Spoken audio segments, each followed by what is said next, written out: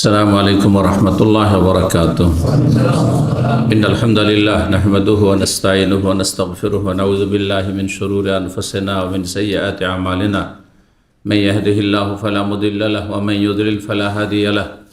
وأشهد أن لا إله إلا الله وحده لا شريك له وأشهد أن محمدا عبده ورسوله صلى الله تعالى عليه وعلى آله وصحبه وسلم تسليما كثيرا. يا أيها الذين آمنوا اتقوا الله حق تقاته ولا تموتن إلا وأنتم مسلمون.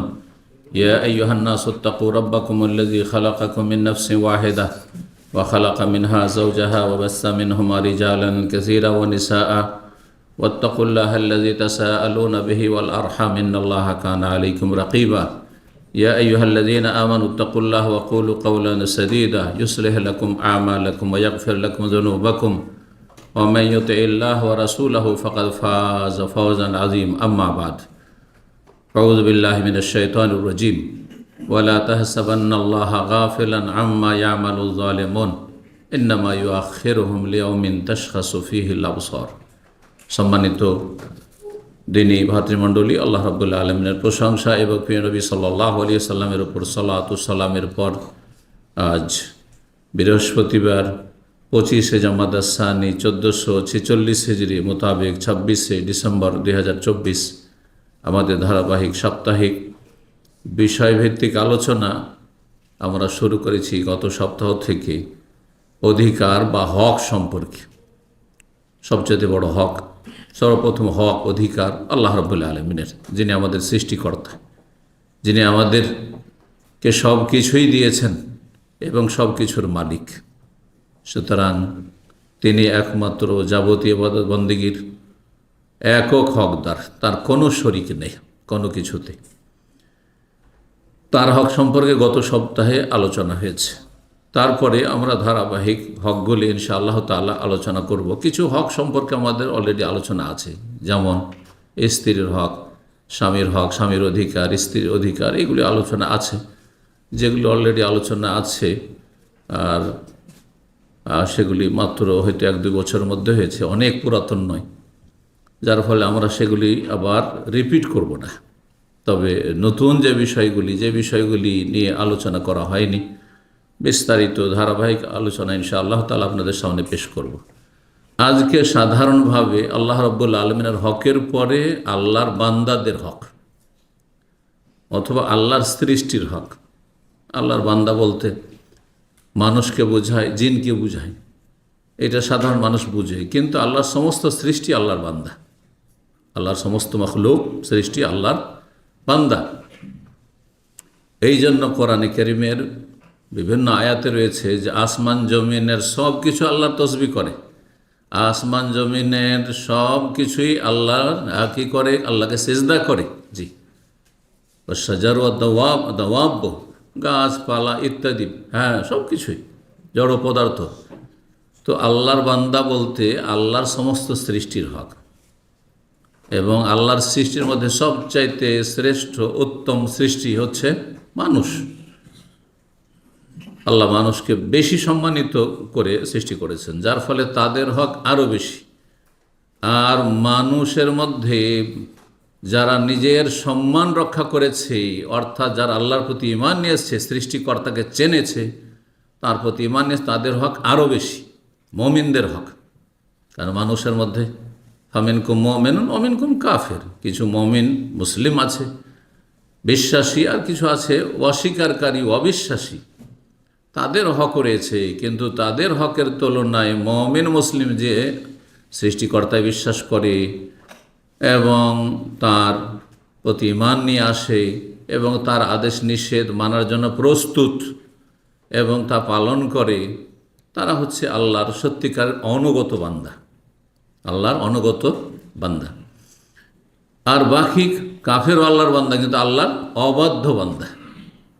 যেই বিষয়গুলিতে তারা নিরুপায়, তখন সেখানে আল্লাহর দাসত্ব করে, অর্থাৎ সৃষ্টিগত বিষয়, প্রাকৃতিক বিষয়। সৃষ্টিগত বিষয় হচ্ছে আল্লাহর যেইভাবে সৃষ্টি করেছেন, যে অঙ্গগুলিকে যেই কাজের জন্য সৃষ্টি করেছেন, সেই অঙ্গ দিয়ে সেই কাজ সম্পাদন করা। এটা যেমন একজন মুসলিম করে, সেটা একজন কাফেরও করে, তাই না? মুখ দিয়ে খান, জিহ্বা দিয়ে স্বাদ গ্রহণ করেন, কান দিয়ে শোনেন, চোখ দিয়ে দেখেন, নাক দিয়ে শুঙেন, হ্যাঁ, হাত দিয়ে ধারণ করেন, পা দিয়ে চলেন, এটা শুধু মুসলিম? অমুসলিমও, তাই না? তো এই সব বিষয়গুলির ক্ষেত্রে যেহেতু তাদের এর বিপরীত কোনো ক্ষমতা নেই, যার ফলে তারা এই বিষয়গুলিতে আল্লাহর দাসত্ব করে, আল্লাহর গোলামি করে। কিন্তু যেখানে আল্লাহ স্বাধীনতা দিয়েছেন, অর্থাৎ যেগুলি হচ্ছে আল্লাহর বিধানগত নির্দেশ, শরীয়তগত নির্দেশ, আল্লাহর প্রতি ঈমান নিয়ে আসো, আমিনু বিল্লাহি ওয়া রাসূলিহি, রাসূলের প্রতি ঈমান নিয়ে আসো, ওয়ালা তুশরিকু বিহি, শিরিক করিও না, আকিমুস-সালাহ, সালাত কায়েম করো, ওয়া আতু যাকাত প্রদান করো, ওয়ালা তাকরাবুজ জিনা, জিনার কাছে যেও না, ওয়ালা তাকতুলু আনফুসাকুম, তোমরা কেউ কাউকে হত্যা করিও না। এগুলির ক্ষেত্রে যেহেতু মানুষকে আল্লাহ স্বাধীনতা দিয়েছেন, যার ফলে সেখানে তারা অবাধ্যতা প্রকাশ করে, নাফরমানি করে, আল্লাহর বিরুদ্ধাচরণ করে। তো আল্লাহর বান্দাদের হক, তাহলে কথাটি অত্যন্ত ব্যাপক।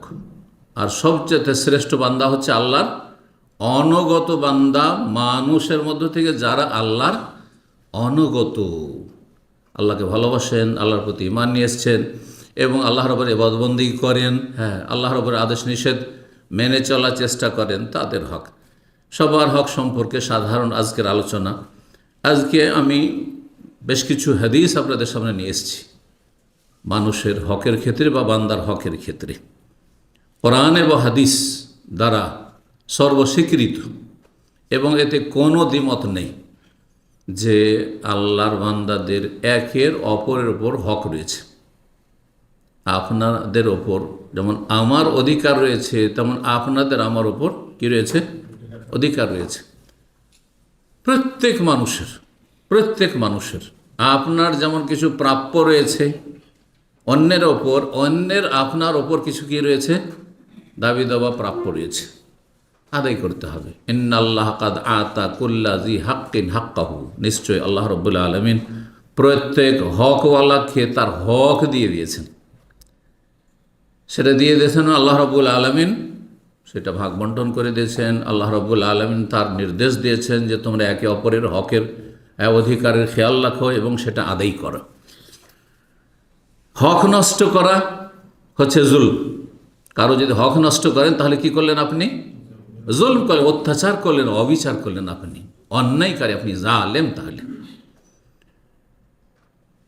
আর আল্লাহর হক নষ্ট করার চাইতে বড় অপরাধ হচ্ছে আল্লাহর বান্দাদের হক নষ্ট করা।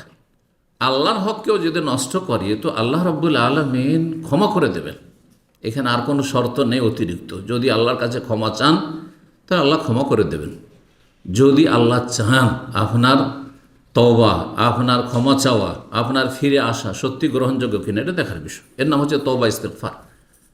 কিন্তু বান্দার হক যদি নষ্ট করেন তাহলে আল্লাহ ক্ষমা করবেন না যতক্ষণ সেই বান্দা আপনাকে ক্ষমা না করবে। এবং এই হক নষ্ট করা সেটা বিভিন্ন দিক থেকে হইতে পারে, শুধু একটি দুটি দিক নয়। কারণ হক নষ্ট করা মানে অনেকে হয়তো সীমিত অর্থে বুঝছেন, কারো পয়সা মেরে নাও, কারো সাথে বেঈমানি আত্মসাৎ করা, জমি জায়গা ইত্যাদি ধরেন, এটা একটা।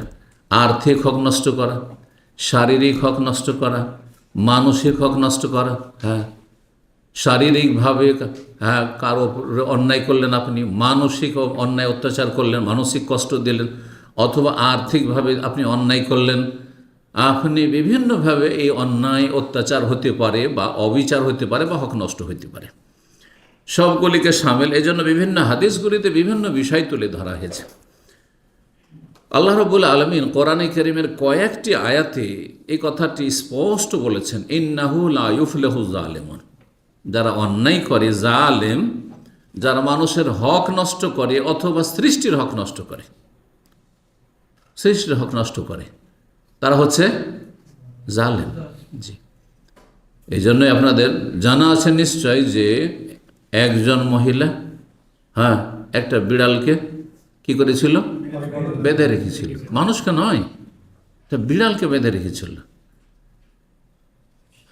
এমন পশু না, গৃহপালিত পশু যে তার গোস্ত খাওয়া যাবে, হারাম, গোস্ত হারাম, তাই না? এমন নয় যে গরু, ছাগল, হ্যাঁ, এমনও নয়, ওট না, এটা বিড়ালকে বেঁধে রেখেছিল। আর তাকে খেতে দেয়নি, পানিও দেয়নি, আর ছেড়েও দেয়নি। ঘরে বন্ধ করে অনেকে যারা শহরে বসবাস করে বিড়াল পোষে। কিছু লোক আজকাল ফ্যাশন হয়েছে বিড়াল পোষা। আমি তো শুনে আশ্চর্য হইলাম। এক ভাই নিজে তার পরিবার কথা বলছে, আমার ছেলেমেয়েরা এক একটা ছেলে মেয়ে এক একটা বিড়াল পুষছে, আর খাবার আমেরিকা থেকে নিয়ে আসছে, আমেরিকা থেকে আনাচ্ছে, এবং কার্টুনে করে সরাসরি নিয়ে আসতে পারছে না, ওই দেশে পারমিশন নেই। তখন সৌদি আরবে নিয়ে এসে এখানে পারমিশন আছে, এখান থেকে তারা অল্প অল্প করে নিয়ে যাচ্ছে, খাওয়াচ্ছে। আউযুবিল্লাহ। একজন মানুষের খাওয়া খরচ বা মাসিক চলা খরচের চাইতে বেশি একটা বিড়ালের উপর খরচ করছে, হাজার হাজার রিয়াল বা দিরহাম খরচ করছে। আশ্চর্য হইলাম এই কয়েক সপ্তাহ আগে শুনে। এটা আপনি জুলম করেছেন। আপনি আল্লাহ আপনাকে পয়সা আমানত দিয়েছেন, আপনি জানলেন, আপনি দিয়ে মানুষ খেতে পাচ্ছে না, মুসলিম ভাই বোন খেতে পাচ্ছে না, এতিম বিধবা খেতে পাচ্ছে না, শীত বস্ত্র পাচ্ছে না, আর আপনি এই বিলাসিতায় বিড়াল পুষছেন, আপনি এই পয়সা খরচ করে। আউযু বিল্লাহি মিনাশ শাইতানির রাজিম। এবং বিড়াল পোষা কোনো সুন্নত নাই, ভালো করে শুনে, বিড়াল পোষা কোনো সুন্নত নাই। জি, আবু হুরায়রার নাম থেকে, আর আবু হুরায়রা একটু বিড়ালকে ভালোবাসতো, সেই জন্য বিড়াল পোষার সুন্নাত কিছু মূর্খ লোকদের কথা। এটা কোনো আলেমের কথা নাই। জি, জায়েজ। জি, তারপরে দেখতে হবে যে বিড়াল বেশি হক রাখে না আপনার আত্মীয় স্বজন বেশি হক রাখে, আপনার বাপ মা বেশি হক রাখে। আচ্ছা, এরা তো না হয় বাপ মা আত্মীয় স্বজন, আপনার মুসলিম ভাই বোন হক রাখে। এমনকি অমুসলিম একটা মানুষ বেশি হক রাখে না একটা বিড়াল বেশি হক রাখে?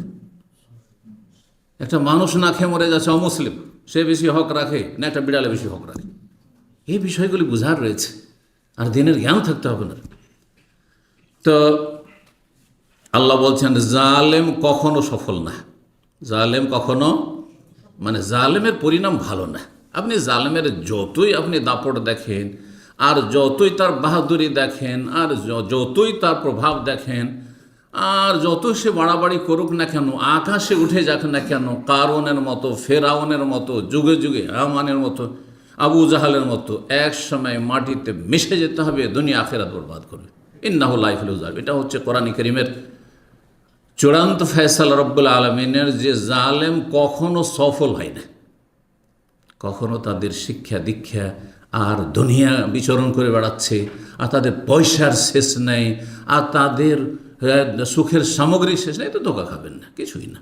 মাতাউন কালিলুন সুম্মা মাওয়াহু জাহান্নাম। আল্লাহ বলছেন সামান্য ক্ষণিকের ভোগের বস্তু, এতে প্রতারিত হবে না, তারপরে পরিণাম একেবারে জাহান্নাম। জি, আল্লাহ রাব্বুল আরও চূড়ান্ত ভাবে ঘোষণা করছেন লা নুহলিকান্না যালিমুন, জালেমদেরকে অবশ্যই আমি ধ্বংস করব, জালেমদেরকে অবশ্যই ধ্বংস করব। আপনি কারো মেরে খেয়ে নিলেন, আপনি কাউকে কষ্ট দিলেন, আপনি কারো কাঁধে পা দিয়ে আপনি ওপরে উঠে গেলেন, হ্যাঁ, যেমন আজকাল করছে, হ্যাঁ, পার্টনারশিপ ব্যবসা শুরু করলো, আর যার টাকা ভোগ করছে ও টাকা দিয়ে বেচারা আশা করে বসে আছে, টাকা আসল টাকাও ফিরিয়ে পায় না, লভ্যাংশ পাওয়া তো দূরের কথা, পরের কাঁধে হ্যাঁ পা দিয়ে লাফ দিয়ে উপরে উঠে গেলেন আপনি, মনে করলেন কান্না জালেম, অবশ্যই জালেমদেরকে আমি ধ্বংস করবো, আল্লাহ বলেছেন রব্বুল আলামিন সূরা ইব্রাহিম। সুতরাং কখনো জুলম করবেন না। মজলুম হওয়া ভালো জালেম হওয়ার চাইতে, কথাটি ভালো করে রাখবেন। যদি জুলমের শিকারও হইতে হয়, এটা জালেম হওয়ার চাইতে ভালো। যে জুলমের শিকার হলে আপনার দুনিয়ার কিছু ক্ষয়ক্ষতি হইল, কিন্তু আখেরাতের কোনো ক্ষয়ক্ষতি হয়নি। আপনার আখেরাতে আপনি বেনিফিট ওখানে পাবেন, হ্যাঁ, নেকি দিয়ে পেমেন্ট করবে আপনাকে। কিন্তু জালেম হলে আপনার নেকিগুলি আপনাকে দিয়ে জাহান্নামে যেতে হবে, অন্য কাউকে দিয়ে। সুতরাং কারো হক নষ্ট যেন আমাদের দ্বারা না হয়। আল্লাহ রাব্বুল আলামিনের যে আয়াতটি আল্লাহর হকের ক্ষেত্রে পড়েছিলাম, সূরা নিসা আয়াত নম্বর 36, রব্বুল আলামিন কি বলছেন? ওয়াবুদুল্লাহ ওয়ালা তুশরিকু বিহি ওয়াবিল ওয়ালিদাইনি ইহসানা। এক আল্লাহর ইবাদত করো, আল্লাহর সাথে শরীক করিয়ে, আল্লাহর হক। আর তারপরে যতগুলি যে 9টি হক রয়েছে এই আয়াতে, সবগুলি হচ্ছে আল্লাহর সৃষ্টির হক। আল্লাহ রাব্বুল আলামিন আমাদের প্রত্যেকের হক যথাযথভাবে আদায় করার তৌফিক দান করেন।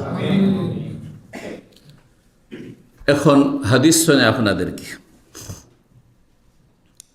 আবু হুরায়রা রাদিয়াল্লাহু তাআলা আনহু বর্ণনা করছেন। রাসূলুল্লাহ সাল্লাল্লাহু আলাইহি ওয়াসাল্লাম বলেন, আতাদরুনা মানিল মুফলিস। একদিন সাহাবীদেরকে জিজ্ঞাসা করছেন যে তোমরা কি জানো যে মুফলিস কি? মুফলিস মানে নিঃস্ব, মুফলিস মানে সর্বহারা। আমাদের দেশে আবার রাজনৈতিক সর্বহারার দল আছে, হ্যাঁ শুনেছেন তো? সর্বহারা এরা পথে পথে ঘুরে বেড়ায়, সর্বহারা। যখন ক্ষমতায় আসতে পারেন তখন সর্বহারা এরা। আর এরাই ক্ষমতায় চলে আসলে এদের পয়সা কোথায় রাখবে, দেশে আর জায়গা পায় না, বিদেশে পাচার হয়, দেশের জনগণকে চুষে খাচ্ছে এরা।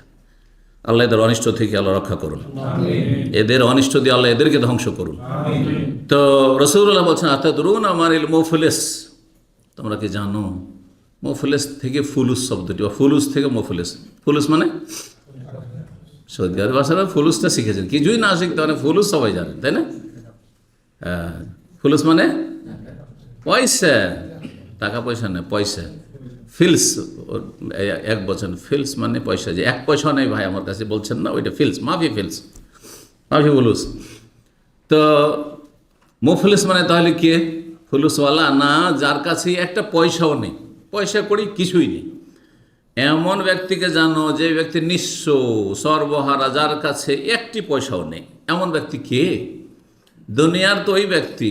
নবী সাল্লাল্লাহু আলাইহি ওয়াসাল্লাম যখন জিজ্ঞাসা, সাহাবীরা তাই উত্তর দিলেন, আল মুফলিসু ফিনা মান লা দিরহাম লাহু ওয়ালা মাতা। আমাদের মধ্যে সর্বহারা বা নিঃস্ব ওই ব্যক্তি যার কাছে একটা দিরহামও নেই, এটা টাকাও নেই, ওয়ালা মাতা, কোনো বাড়িতে কোনো মাল সামান আসবাবপত্র নেই, কিছুই নেই তার, না বাড়ি, না ঘর, না জমি, না জায়গা, ভিটে মাটি, কিচ্ছু নেই যার। নবী সাল্লাল্লাহু আলাইহি ওয়াসাল্লাম বললেন, শোনো শোনো, ওটা আমি জিজ্ঞেস করিনি, দুনিয়ার ওই সর্বহারা জিজ্ঞাসা করিনি, ও আখিরাতে স্থায়ী জগতে হাসরের মাঠে সর্বহারা নিঃস্ব কি? ইন্নাল মুফলিসা মিন উম্মতি মান ইয়াতি ইয়াউমাল কিয়ামাতি বিসালাতিন ওয়া সিয়ামিন ওয়া যাকাতিন।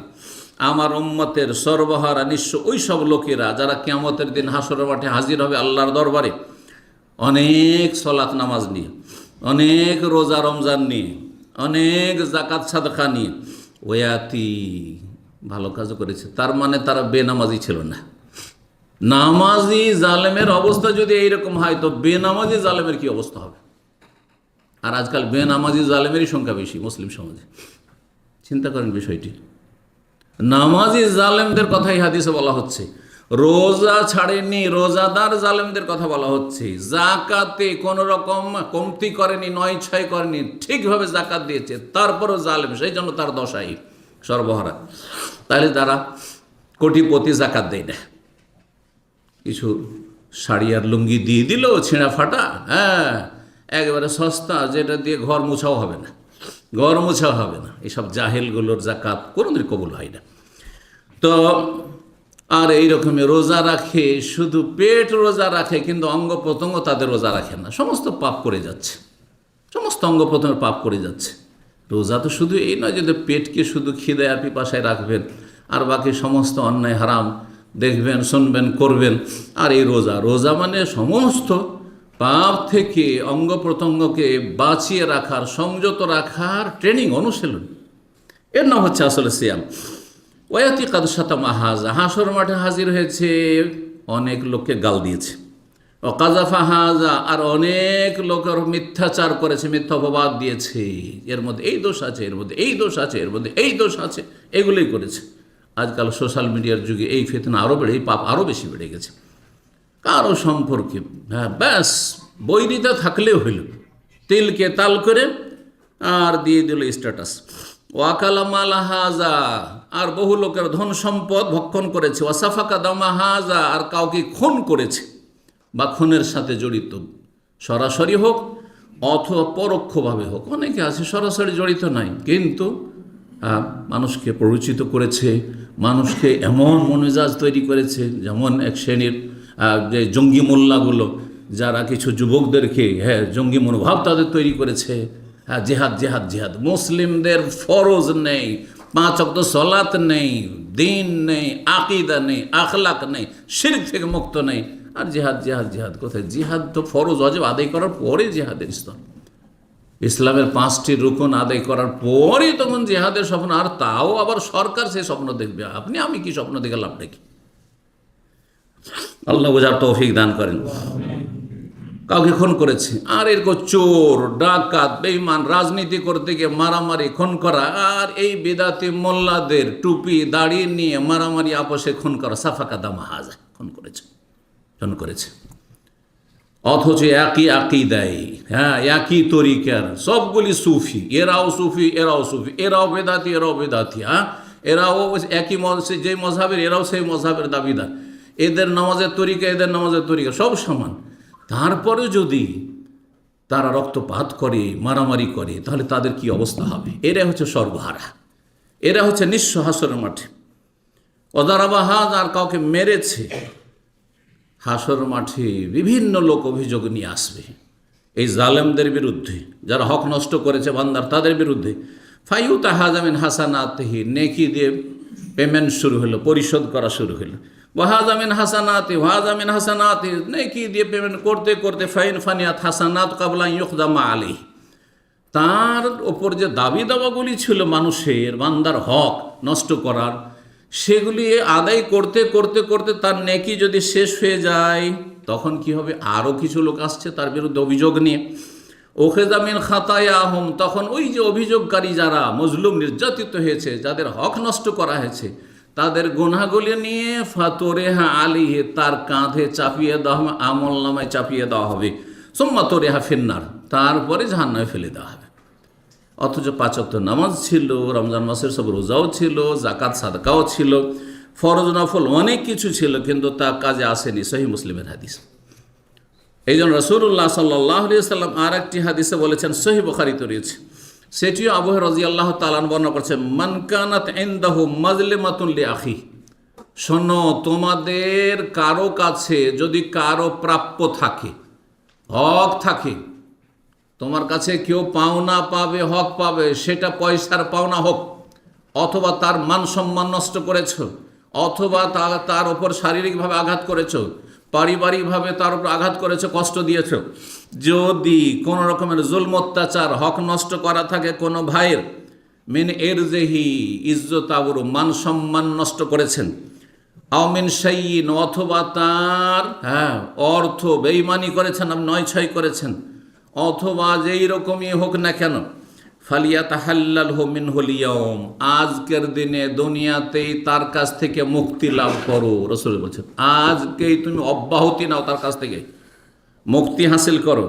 কাবলা আল্লাহ ইয়াকুনা দিনারুন ওয়ালা দিরহাম, ওই দিন আসার আগে, যেই দিন একটা পয়সা কড়ি কারো কাছে থাকবে না, না দিনার থাকবে, না দিরহাম থাকবে, না রিয়াল থাকবে, না টাকা থাকবে, কোন সোনা দানা কিছুই থাকবে না, তার আগেই সুব্যবস্থা নাও। না হলে কি হবে? ইনকানা লাহু আমালুন সালেহ, যদি নেকি নিয়ে হাসর মাঠে হাজির হয় এই জালেম, যারা হক নষ্টকারী, ওখেজা মিনহু বিকাদরে মাজলামাতিহি, যার হক যতটা নষ্ট করেছে ততটা পরিমাণ নেকি তারা নিয়ে চলে যাবে।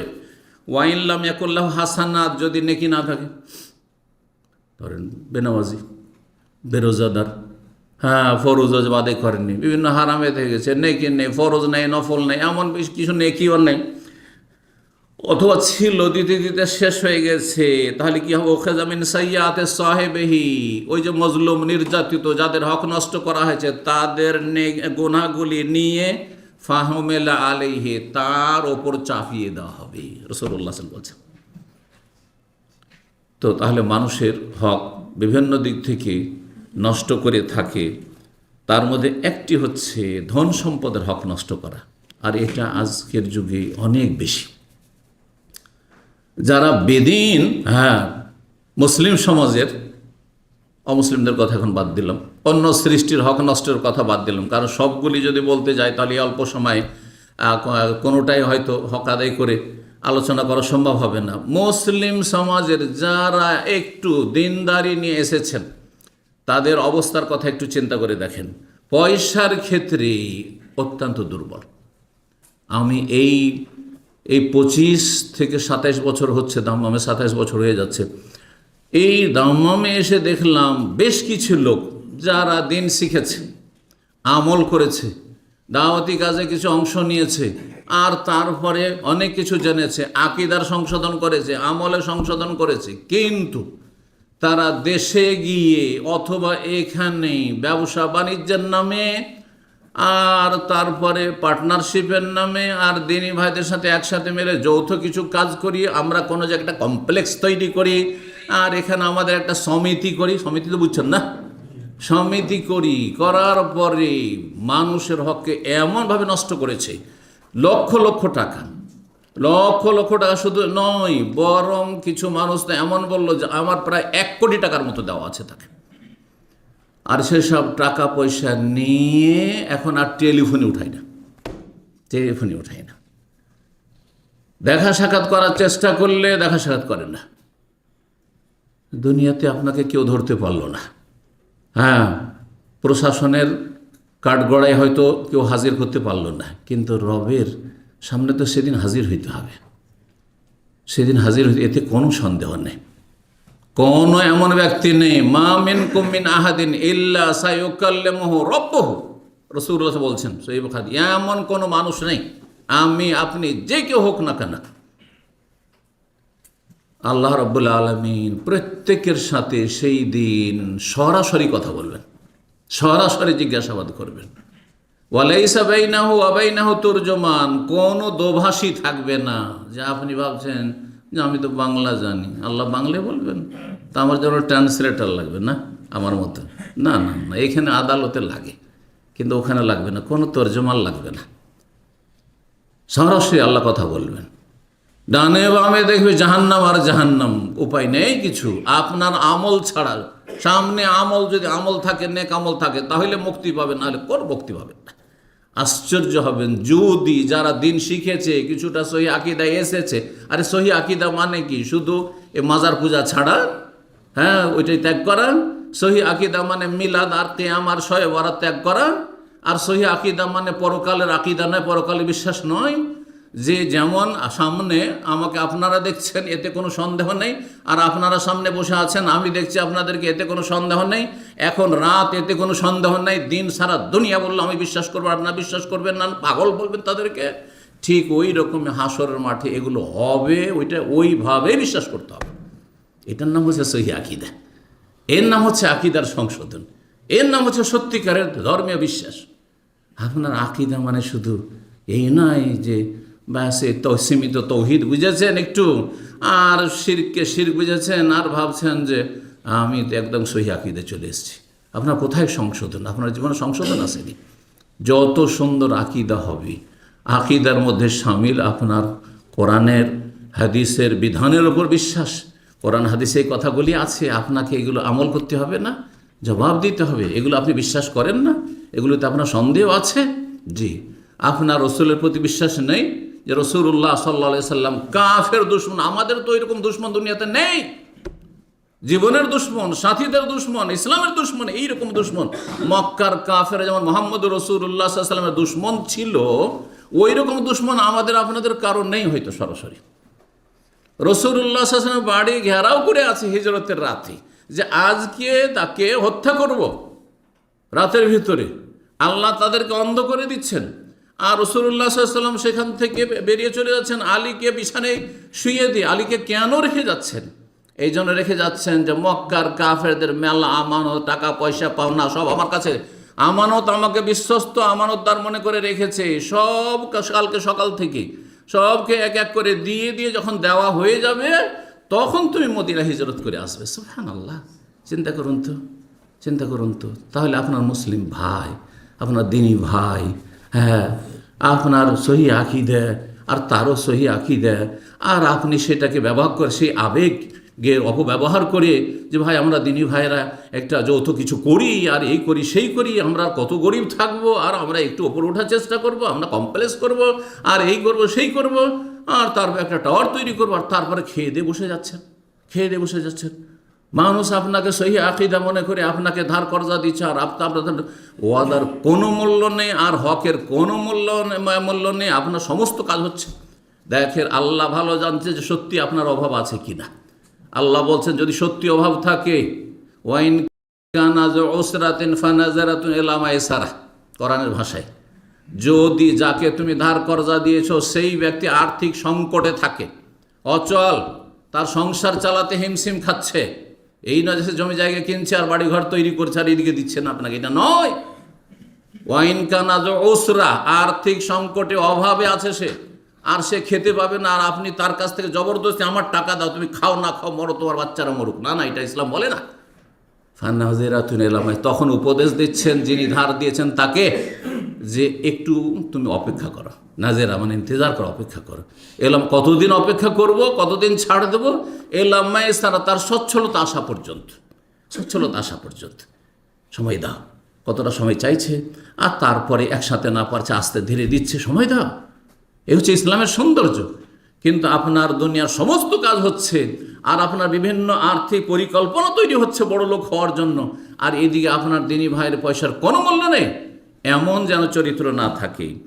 দেখুন রাসূলুল্লাহ সাল্লাল্লাহু আলাইহি ওয়াসাল্লাম, হাদিস সহিহ বুখারী 2212 নম্বর হাদিস, মান আখাযা আমওয়ালান নাস, কেউ যদি মানুষের টাকা পয়সা নেয়, সেটা আপনি ধার কর্জা হিসাবে নিয়েছেন, অথবা শেয়ারে ব্যবসা করব, আর যেই ব্যক্তি আপনাকে টাকা দিয়েছে সে হয়তো সরাসরি সেখানে ইনভলভ থাকতে পারছে না, দূরে আছে, অথবা সে ব্যবসা বাণিজ্য অত বুঝে না, ভাই আপনাকে এই টাকাটা দিলাম, আর লভ্যাংশ থেকে আমাকে 50% দিয়েন, অথবা যার উপরে একটা চুক্তি হয়েছে দেবেন, আপনি এতটা দেবেন, এতটা আপনি নেবেন, একটু আমানতের খেয়াল রাখেন, আর আমার টাকাটা যাতে একটু বাড়ে এই আশা নিয়ে আপনাকে দিলাম, বিশ্বাস করে দিলাম। ওয়াল্লাহ, এমন কোনো মানুষ আজ পর্যন্ত পেলাম না, আমি এখন পর্যন্ত পেলাম না, যেই ব্যক্তি এরকম পার্টনারশিপে ব্যবসা করে সে দিনী ভাইকে একটু উন্নতি করে দিয়েছে। নজির নেই আমাদের কাছে। যদি আপনাদের কাছে থাকে তো বলবেন যে এই এই লোকগুলো আছে যাদেরকে চিনি, যে একেবারে পাই পাই করে হিসাব করে, আর প্রতি মাসে ঠিকভাবে বা বছরে ঠিকভাবে হিসাব নিকাশ করছে, আর তারপরে তাকেও কিছু উন্নতি করে দিয়েছে। না, নিজে তো উন্নতি করেছে, নিজে দোকানপাট নিয়ে বসে গেছে, ওকে হাত তোলা কিছু দিয়ে বিদায় করেছে, না হলে কিছুই দেয়নি, তাকে গায়ের জোরে বিদায় করে দিয়েছে। এসবের নজরি বহু আছে। এত সহজ মনে করছেন মুক্তি? এত সহজ মনে করছে জাহান্নাম থেকে বেঁচে যাবেন? না, মোটেই সহজ নয়। আল্লাহকে ভয় করুন, জাহান্নামকে ভয় করুন। ওয়াত্তাকুন নার আল্লাতী উইদ্দাতিল কাফির, জাহান্নাম তোমাদের জন্য তৈরি করা হয়নি হে মুসলিম। সুতরাং কাফেরদের মতো হয়ে গিয়ে আল্লাহ পরকালে অবিশ্বাসী যারা, তারাই সব কাজ করতে পারে। তুমি মুসলিম কি করে কাজ করছো যে মানুষের টাকাকে নয় ছয় করছো? আল্লাহ বোঝার তৌফিক দান করেন।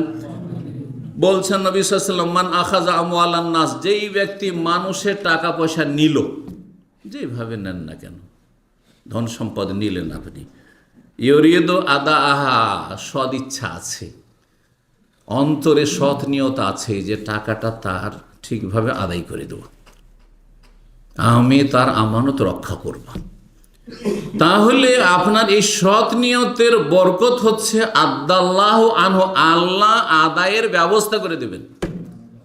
এটা তো ভাব অর্থ বললাম, আল্লাহ আদায় করে দেবেন, মানে আল্লাহ আপনাকে এমন শক্তি দেবেন যে আপনার অভাব হবে না, আপনি দিতে পারবেন। আপনি যেহেতু আপনি যখন ধার নিয়েছেন, অথবা যখন আপনি শেয়ারে ব্যবসার জন্য পয়সাটা রেখেছেন, অথবা একটা আপনি কমপ্লেক্স অথবা এই কিছু তৈরি করব আমরা যৌথভাবে, সেই জন্য আমরা প্লট কিনছি আর প্লটিং ব্যবসা করছি, সেখানে নিয়েছেন আপনি পয়সা, আর নিয়ত ছিল যে প্রত্যেককে যেইভাবে নিয়েছে আমি যেমন নেব সেইভাবে তাদেরকেও দেব।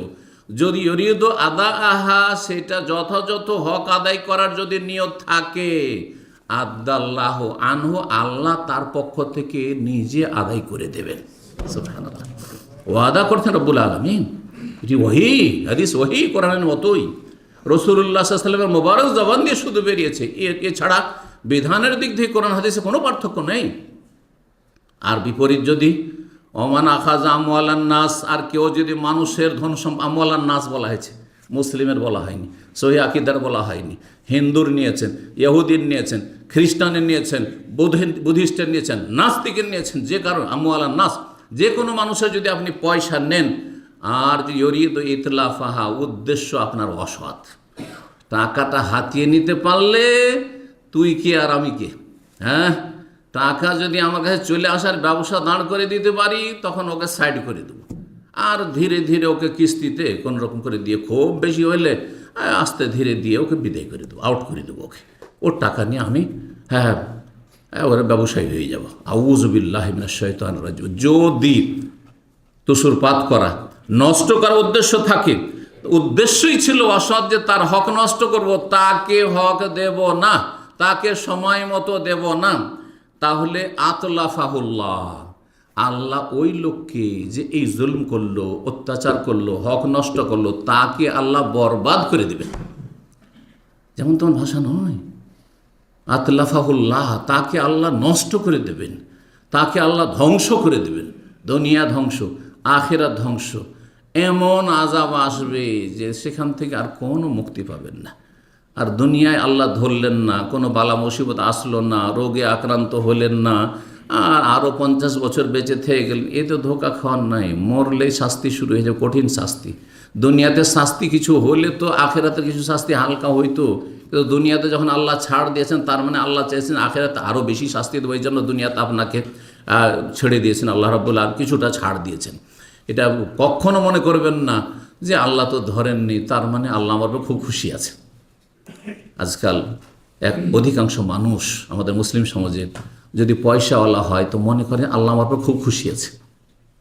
পয়সা দিলেই আল্লাহ আপনার উপর খুশি আছে না, পয়সা আপনার জন্য বড় ফিতনা হইতে পারে যদি এই পয়সার হক আদায় না করেন। মানুষের হক নষ্ট করে এই পয়সা ইনকাম করেছেন, নাকি আপনি হালাল রুজি উপার্জন করেছে, এটা দেখার বিষয় রয়েছে।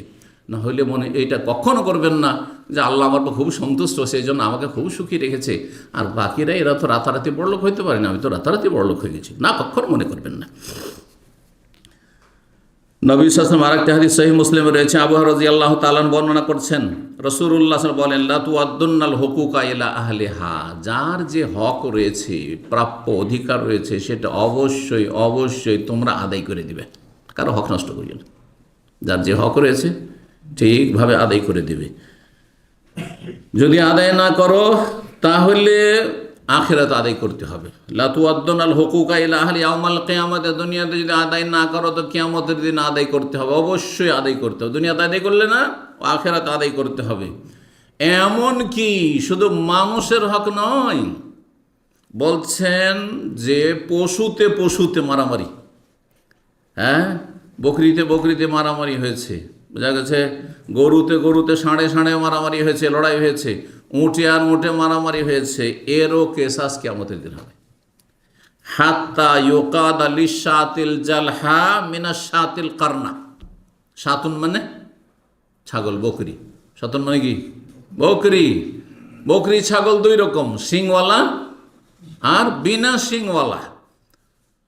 বিনা শিংওয়ালা, বিনা শিং বিশিষ্ট বকরি, বকরার সাথে, খাসির সাথে, পাঁঠার সাথে, ধরেন শিংওয়ালা পাঁঠার লড়াই হয়েছে, আর শিংওয়ালা যেহেতু শিং আছে সেই জন্য সে কি করেছে, আঘাত করতে পেরেছে বিনা শিংওয়ালা বকরিকে বা খাসিকে, পাঁঠাকে বা উঁটকে বা গরুকে। হ্যাঁ, দুনিয়াতে তো তোমার শিং দিয়ে তুমি আক্রমণ করতে পেরেছো, আর তার শিং ছিল না, সেই জন্য সে নিজের প্রতিরক্ষাও করতে পারেনি আর তোমাকে আঘাত করতে পারেনি। হ্যাঁ, নিরুপায় ছিল।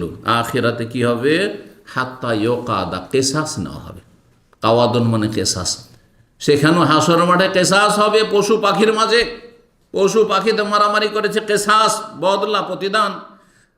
বিনা শিংওয়ালাকে বলা হবে যে তোমাকে এখন শিং দেওয়া হলো, যে শিংওয়ালা দুনিয়াতে বকরি ছাগল ছিল, গরু ছিল, ওট ছিল, মারো তাকে, আর তুমি তাও তোমার কেসাস, বদলা এখানে নিয়ে নাও। আর তারপরে মানুষের জন্য আর জিনের জন্য তো জান্নাত আর জাহান্নাম রয়েছে, কিন্তু পশু পাখির জন্য তার জান্নাত জাহান্নাম নেই। তো তারপরে আল্লাহ রাব্বুল আলামিনের পক্ষ থেকে হুকুম হবে, সৃষ্টিগত হুকুম, যে পুনিত রাওয়ান, এখন তোমাদের কেসাস, বদলা হয়ে গেছে জালেম আর মজলুমের, পশু পাখির মাঝে। এখন তোমরা মাটিতে মিশে যাও, নিশ্চিহ্ন হয়ে যাও, তখন সমস্ত পশু পাখি নিশ্চিহ্ন হয়ে যাবে।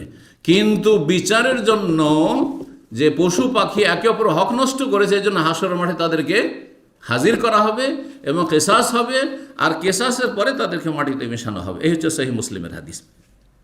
জমি জায়গার বেঈমানি, হ্যাঁ, যারা ঘর গৃহস্থী করে গ্রাম অঞ্চলে, গ্রাম অঞ্চলে তো, গ্রামের শহরে কি আর কম, গ্রাম অঞ্চলে তো না হয় হ্যাঁ অল্প পয়সার জমি, যদিও আজকাল জমি কোনো সস্তা না, গ্রাম অঞ্চলেও চাষের জমি সস্তা নয়। শহরে একটা জমি কতবার যে বিক্রি করছে, আর জমি কিনে বিদেশে চলে এসছেন, এই জমি রক্ষা করা যে কত কঠিন। অথচ তারা কাফের নয়, তারা জন্মসূত্রে মুসলিম। অনেকে দাড়ি টুপি নিয়ে নামাজ পড়ে, অনেকে আবার হজ উমরা করে, কিন্তু মানুষের জমি জায়গা বেইমানি করে। জি, রাসূলুল্লাহ সাল্লাল্লাহু আলাইহি ওয়াসাল্লাম হাদিস, মান যালামা কিদা শিবরে মিনাল আরদে, কেউ যদি 1 বিঘত জমি কারো অন্যায়ভাবে ভক্ষণ করে, জমি বেইমানি করেছেন, আইল সীমানা চেপেছেন আপনি কারো, যদি এই কাজ করে, তাওয়াকাহু বা তুওয়াকাহু মিন সাবি আরাজিন, 7 স্তর জমি তার গলায় লাগিয়ে দেওয়া হবে, মালা করে, বেড়ি করে গলায় বেড়ি লাগিয়ে দেওয়া হবে। হ্যাঁ, এই 7 স্তরের জমির কেমন করে বহন করবে সেই দিন। আর হাসরের মাঠে সমস্ত মানুষ দেখবে যে এই জালেম জমি বেইমানি করেছে। হ্যাঁ, আল্লাহ রাব্বুল আলামিন যেন এইসব জালেমদের অনিষ্ট থেকে মানুষকে রক্ষা করেন এবং আমাদেরকে জুলম থেকে বেঁচে থাকার তৌফিক দান করেন। সহিহ বুখারী মুসলিমে আর একটি হাদিস আবু মুসা আশআরী রাদিয়াল্লাহু তাআলা আনহু থেকে বর্ণিত হয়েছে, রাসূল বলেন, ইন্নাল্লাহ লা ইউমলিজ জালিম, জালেমকে আল্লাহ মাঝে মাঝে ঢিল দেন, মানে রশি ঢিল দেওয়ার মতো, মানে ছাড় দেন, ছেড়ে দেন না। কি করেন? ছেড়ে দাও, মানে আল্লাহ কখনো ধরবেন না, এটা হয় না। সরকার ছেড়ে দেয়, অনেক আসামিকে, অপরাধীকে ছেড়ে দিচ্ছে, হয়তো পার্টির লোক বলে ছেড়ে দিচ্ছে, অথবা পয়সা আছে, পয়সা দিয়ে ছুটে যাচ্ছে, অথবা যে কোনো প্রভাবের মাধ্যমে ছুটে যাচ্ছে। হ্যাঁ, অথবা সরকার পারছে না, অপারগ হয়ে যাচ্ছে, এইরকম জালেমদেরকে ধরতে, যার ফলে ছেড়ে দিতে হচ্ছে। তাদের জন্য, সরকারের জন্য অনেক সময় ঝুঁকি, সেজন্য ছেড়ে দিতে হচ্ছে। কিন্তু আল্লাহ তার অপারগ না।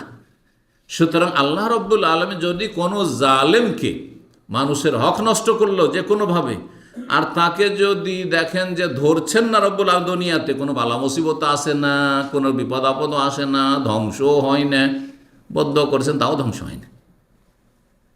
অনেকে মনে করছে এত বদদোয়া করছি জালেমের ওপর, আর এত জুলুম অত্যাচার করছে, তবু তো আল্লাহ কিছুই করেন না। না, আল্লাহর হিকমত রয়েছে, আল্লাহর এখানে হিকমা রয়েছে। জালেমকে আল্লাহ অবশ্য ঢিল দিয়ে থাকেন, ছাড় দিয়ে থাকেন, কিন্তু ফায়দা আখাযাহু লাম ইউফলিতু, যখন আল্লাহ ধরেন তখন আবার ছাড়েন না, কঠিনভাবে ধরেন। জি। তারপরে সূরা হুদের আয়াত নম্বর 102 পাঠ করলে রাসূলুল্লাহ সাল্লাল্লাহু আলাইহি ওয়া সাল্লাম, ওয়াকাযালিকা আখযু রাব্বিকা, এইভাবে তোমার রবের পাকড়াও, আল্লাহর পাকড়াওটি হচ্ছে এইরকমই, ধরেন না, ধরেন না, যখন ধরেন তখন ছাড়েন না। এদা আখাযাল কোরা, যখন জনপদের অধিবাসীদেরকে আল্লাহ পাকড়াও করেন, কোন জনপদের লোকদেরকে, অধিবাসীদেরকে, ওয়াহিয়া জালেমা, যারা জুলম অত্যাচার করেছে, যারা অন্যায় করেছে, যারা মানুষের হক নষ্ট করেছে, আল্লাহ যখন ধরেন, কঠিনভাবে ধরেন, ইন্না আখযাহু আলিমুন শাদীদ, নিশ্চয় আল্লাহর পাকড়াও হচ্ছে মর্মান্তিক এবং বড় কঠিন। আল্লাহ যখন ধরেন, তার ধরা, পাকড়াও অত্যন্ত কঠিন, বেদনাদায়ক এবং শক্তভাবে ধরেন। মুআয বিন জাবাল রাদিয়াল্লাহু তাআলা আনহুর লম্বা হাদিসের একটি অংশ, রাসূলুল্লাহ সাল্লাল্লাহু আলাইহি ওয়াসাল্লাম মুআয বিন জাবালকে সরকারি একটি পদ দিয়ে পাঠিয়েছিলেন। কি, কোন দেশে? গভর্নর করে পাঠিয়েছিলেন ইয়ামান দেশে। যখন পাঠালেন, তাকে বললেন যে সেই দেশে আহলে কিতাব অধিকাংশ, অর্থাৎ ইহুদি খ্রিস্টানরা বসবাস করে, সুতরাং তাদের কাছে কিছু জ্ঞান আছে নবী রসুল সম্পর্কে, আসমানি বিধান সম্পর্কে, যদিও বিকৃত জ্ঞান, বিকৃত ধর্ম, কিন্তু জ্ঞান আছে।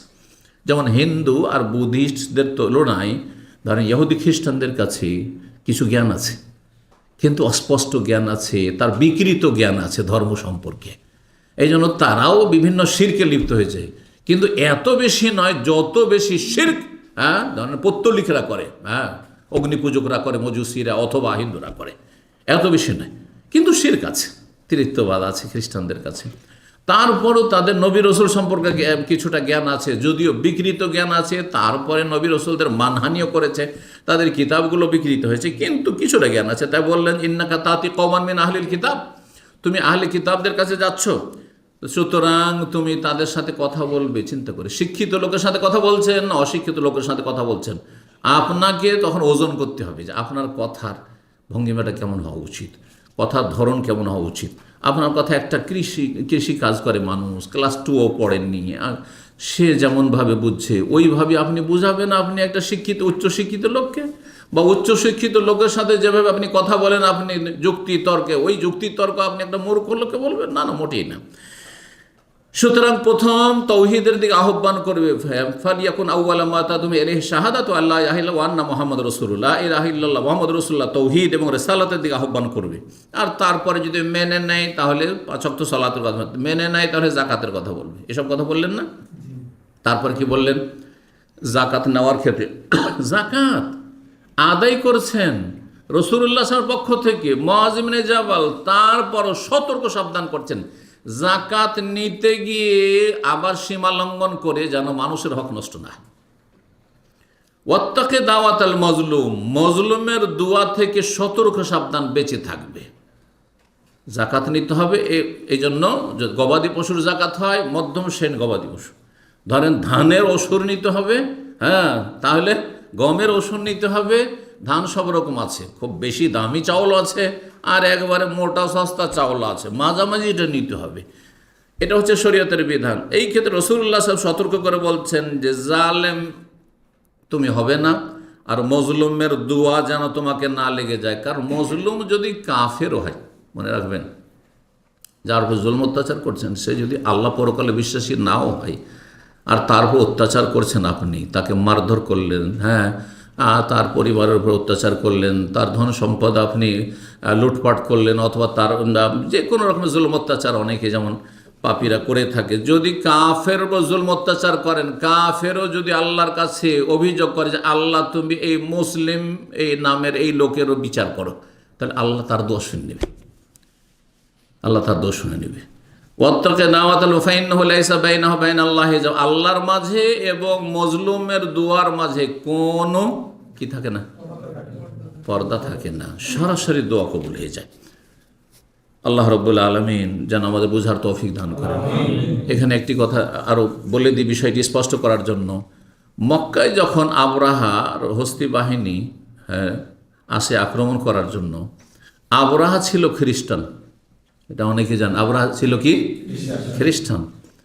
আর মক্কার কাফেররা কি ছিল? মুশরিক, পৌত্তলিক। হ্যাঁ, 360টা মূর্তির কাবার চারিদিকে পূজা করছিল। আর তাদের প্রধান সর্দার ছিলেন কে? আব্দুল মুত্তালিব ইসলামের দাদা। আল্লাহর কাছে মুশরিকের চাইতে তুলনামূলক খ্রিস্টান ভালো।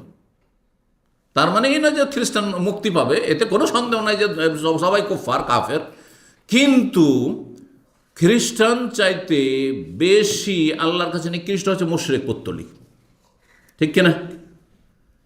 কিন্তু জালেম যেহেতু আবরাহা ইয়ামান থেকে আসছে নিজের ক্ষমতা প্রয়োগ করে জুলম অত্যাচার করার জন্য, মক্কার মানুষের উপর জুলম করার জন্য, মক্কার কাবা ঘরকে ধ্বংস করার জন্য, তখন দোয়া করেছিলেন কে? রাসূলুল্লাহ দাদা আব্দুল মুত্তালিব, যে আল্লাহ তুমি তোমার ঘরের হেফাজত করো। আল্লাহ কি করলেন? তাহলে যে বড় জালেম মুশরিক, তার বদদোয়া আল্লাহ শুনে নিচ্ছেন, কবুল করছেন, মনে রাখতে হবে।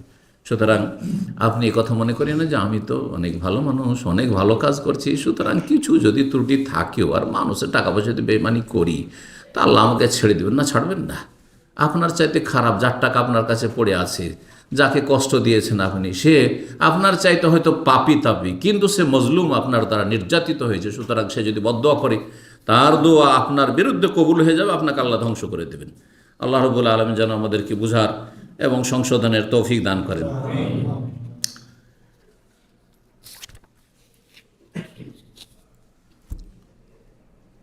উম্মে সালামা রাদিয়াল্লাহু তাআলা আনহা নবী সাল্লাল্লাহু আলাইহি ওয়াসাল্লাম সহধর্মিণী হাদিসটি বর্ণনা করেছেন।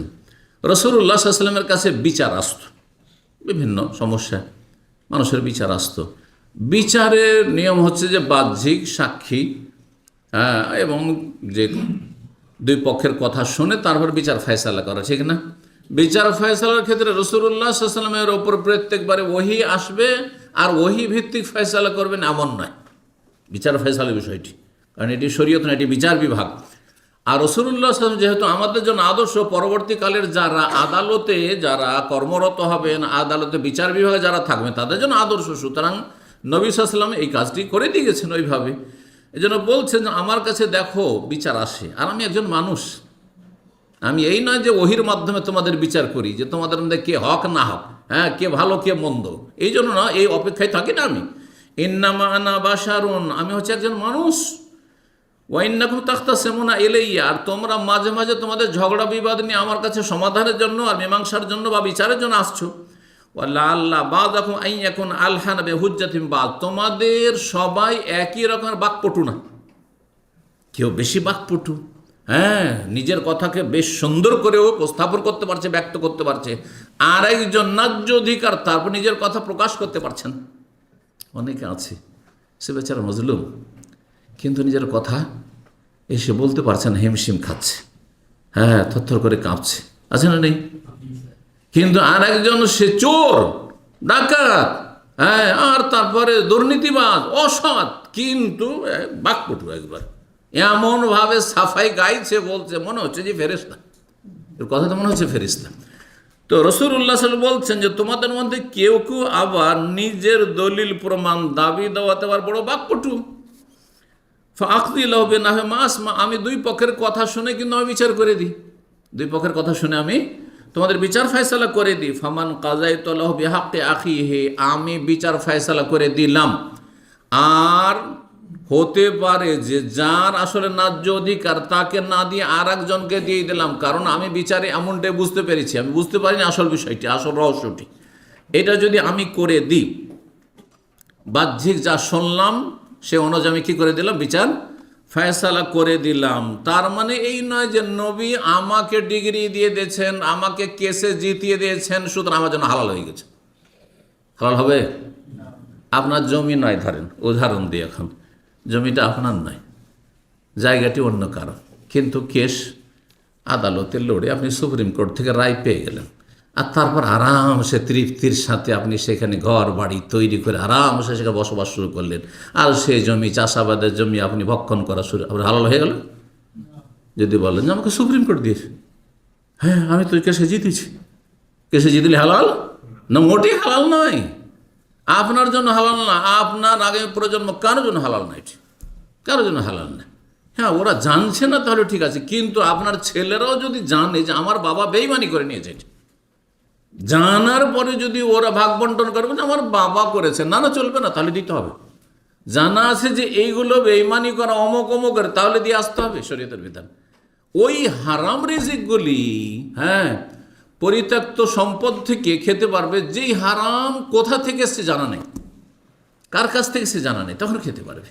কিন্তু জানা থাকে যে এই জমিটা আমার বাবার না, বেইমানি করা, এই যে বিল্ডিং তৈরি করেছে বা দোকানপাট তৈরি করেছে, এগুলো আমার বাবার না, বেইমানি করা, এই যে এতটা টাকা যে ব্যাংকে জমা আছে আমার বাবার, এটা হচ্ছে একেবারে সুদের টাকা অথবা হারাম রিজিক, হ্যাঁ, মদের ব্যবসার টাকা, তাহলে খাওয়া যায় না, জানা আছে যে এটা হারাম, এই রিজিক।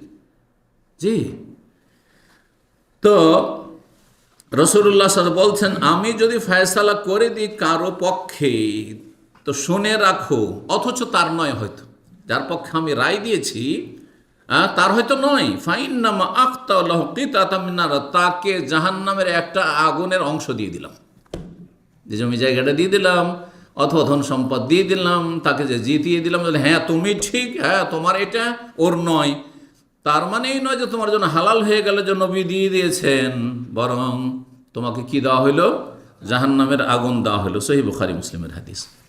মানুষের রক্তের কত মূল্য, এই সম্পর্কে একটি হাদিস শোনাই, সহিহ বুখারীতে হাদিস রয়েছে, আব্দুল্লাহ বিন উমর রাদিয়াল্লাহু তাআলা আনহু বর্ণনা করেছেন, বলছে রাসূলুল্লাহ বলেন, লা ইয়াজালাল মুমিনু ফি ফুসহাতিম মিন দীনিহি, একজন মুমিন মুসলিম মানুষ তার দ্বীন ইসলামের এই জীবনে, এই লাইফে সব সময় একটা আল্লাহর পক্ষ থেকে ছাড়ে রয়েছে, মানে আল্লাহ আপনাকে ছাড় দেবেন, হ্যাঁ, যদিও কিছু ভুল ত্রুটি থাকে, ঘাটতি থাকে, কমতি থাকে, তাহলে আপনি আপনার দিনের মধ্যে আছেন।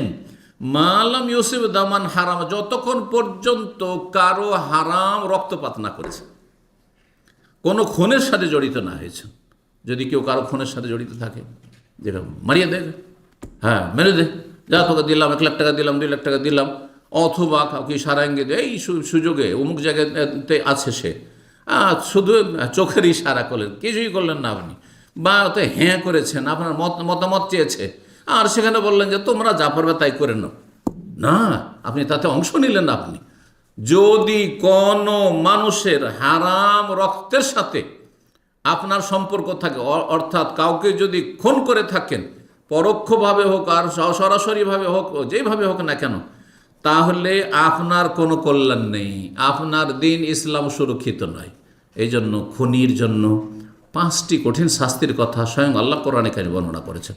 ওয়া মান ইয়াকতুল মুমিনান মুতাআম্মিদান ফাজাযাউ জাহান্নাম। যেই ব্যক্তি ইচ্ছাকৃত কোনো মুমিন মুসলিমকে খুন করলো তার শাস্তি হচ্ছে জাহান্নাম। খালেদান ফিহা, চিরকাল। চিরকাল যদি হালাল মনে করে তো চিরকালই, কারণ সে মুরতাদ, তাহলে ইসলামের হারামকে হালাল মনে করলো। আর যদি সে হারাম মনে করে অন্যায় কাজ কিন্তু আমি আবেগে ধরে রাখতে পারি, রাগ আমি সামলাতে পারিনি, তাহলে চিরকাল মানে দীর্ঘকাল, হাজার হাজার কোটি কোটি বছর, কোনো সময় চান্স থাকতে পারে যদি তার তৌহিদ ঠিক থাকে। কিন্তু আমাদের দেশের খনিগুলো তো তৌহিদই ঠিক নেই, আকীদাই ঠিক নেই, পরকালে বিশ্বাসী নয়, হ্যাঁ রেসালাতে বিশ্বাসী নয়, কোরআনের বিধানে বিশ্বাসী নয়। যার ফলে আমাদের দেশে ওইসব খনি কিন্তু এগুলোর আওতাতে পড়বে না। কোন খনি পড়বে? হয়তো 5 ওয়াক্ত নামাজি সহি আকীদার মানুষ, আর তারপরে তার এই অন্যায় কাজ হয়ে গেছে, তাকেও খালেদান ফিহা, আল্লাহ চিরকাল বলেছে। চিরকাল কখন বলা হয়? আপনি 60 বছর বাঁচলেন, আর তার মধ্যে যদি 40 বছরই সৌদি আরবে থেকে যান বা দেশের বাইরে থেকে যান, তখন মানুষে বলে যে চিরকাল সে বাইরেই থেকে গেল, সারা জীবন সে বাইরে থেকে গেল। তাহলে কতকাল থাকতে হবে একজন খুনিকে, যেই ব্যক্তি কোনো মানুষের খুনের, অন্যায় খুনের সাথে জড়িত। আল্লাহ রাব্বুল আলামিন যেন আমাদেরকে সমস্ত পাপ থেকে বেঁচে থাকার তৌফিক দান করেন। তারপরে আরেকটি হাদিস শোনায় সহিহ মুসলিমের, রাসূলুল্লাহ সাল্লাল্লাহু আলাইহি ওয়াসাল্লাম বলেছেন, আবু মামা হাদিসের বর্ণনা করে বলছেন, রাসূলুল্লাহ সাল্লাল্লাহু আলাইহি ওয়াসাল্লাম, মান ইক্তাতা হাক্কা ইমরি মুসলিমিন বিয়ামিনিহি, কেউ যদি কোনো কসম করে কারো কিছু বেঈমানি করেনি। আজকাল প্রবাসীদের রুমে বিভিন্ন সময় চুরি হচ্ছে, কখনো কার মোবাইল চুরি হয়ে গেল, হ্যাঁ কারো টাকা পয়সা চুরি হয়ে গেল, আবার ও দেশে যাবে কিছু বিয়ে শাদী করবে, অথবা তার বাড়িতে কোনো বিয়ে শাদী আছে, কোনো গয়না টয়না কিনে রেখেছে, অলংকার কিনে রেখেছে, চুরি হচ্ছে। আমাদের কাছে এই খবরগুলি মাঝে মাঝে আসতে থাকে। আর রুমের লোকই নিয়েছে, রুমের লোকই নিয়েছে, অথবা রুমের পাশের রুমে আছে হয়তো তারা নিয়েছে।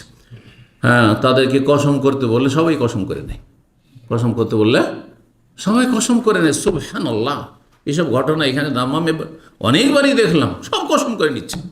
রাসূলুল্লাহ সাল্লাল্লাহু আলাইহি ওয়াসাল্লাম তাদের শাস্তির কথা বলছেন, কেউ যদি কোনো মুসলিমের, এবং শুধু মুসলিম না, মুসলিম বেশি সম্মানিত রবের কাছে, সেই জন্য মুসলিমের কথা বলেছে, কোনো অমুসলিমেরও যদি কোনো মানুষের হক বেঈমানি করে, বেয়ামিনেহি, কসম খেয়ে বেঈমানি করলেন।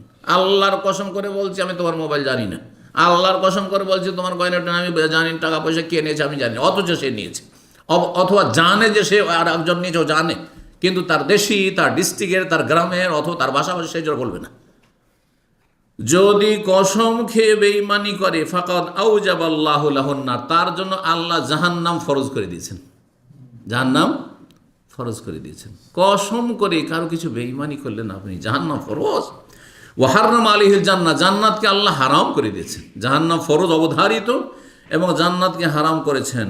জনৈক ব্যক্তি সাহাবী জিজ্ঞেস করলেন, ইয়া রাসূলুল্লাহ, ওয়া ইন কানা শাইয়ান ইয়াসিরান, যদি সামান্য কিছু হয়, সামান্য কিছু, যেমন একটা কলম, 5 টাকা 10 টাকার একটা কলম কেউ নিয়ে নিয়েছে, এই কলমটা কই, হয়তো নিয়েছে কিন্তু কলমটা ওকে ভালো লেগেছে, বলছে জানি না, নিয়েছে। সামান্য কিছু, এইরকমই সামান্য কিছু হয়তো। আপনার অনেকেই কিন্তু আজকাল কি করেন, একসাথে থাকেন আর ওই সাথী বন্ধুদের কিছু পাকশাক করা আছে, খেয়ে ফেলেন আপনি, হ্যাঁ রুমে, না বিনা অনুমতিতে। অথবা অনেক লোকের কথা শুনেছে, ও কি করবে, যখন দেখছে যে কেউ নেয়, ওই সময় ওর পেঁয়াজ, ওর রসুন, ওর মশলা সব ব্যবহার করে নিল, অথবা ওর আপনার গ্যাস ব্যবহার করে নিল। হাউজুবিল্লাহ, এত ছোট চিন্তা, এই কয় পয়সা এতে সেভ করবেন, আর এর বিনিময়ে জাহান্নাম খরিদ করলেন আপনি।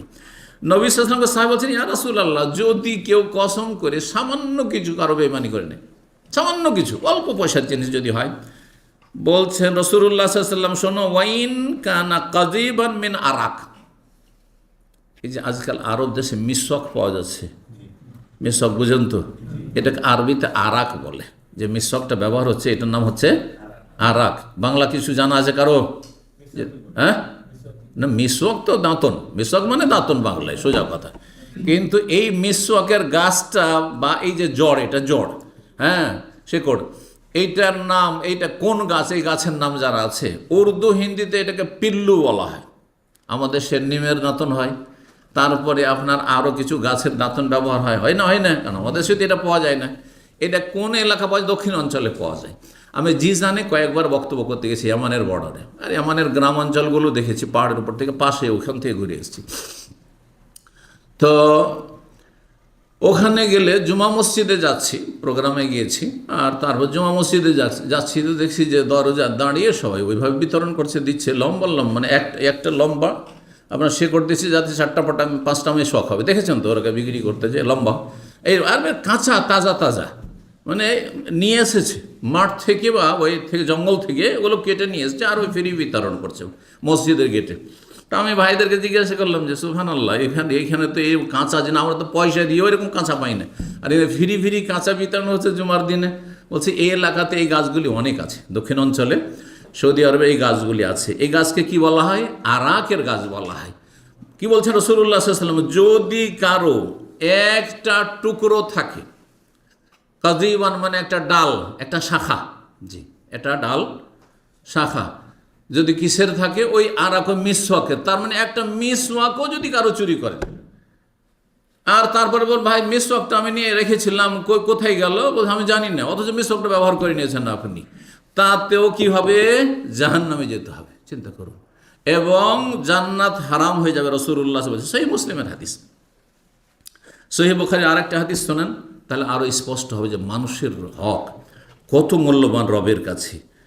বলছেন আবু উমামা থেকে বর্ণিত, কানা আলা সাকালিন নবী রাজুলুন ইউকারু লাহু কারকারা, রাসূলুল্লাহ সাল্লাল্লাহু আলাইহি ওয়াসাল্লামের মাল সামান আসবাবপত্র সফরে, জিহাদের সফরে ছিলেন, আর সেই সময় সে কি করত? এগুলোর দেখাশোনা করতো, রক্ষণাবেক্ষণ করতো, মাল সামান উটের পিঠে উঠা হইল কি না, নামানো হইল কি না, ইত্যাদি দেখাশোনা।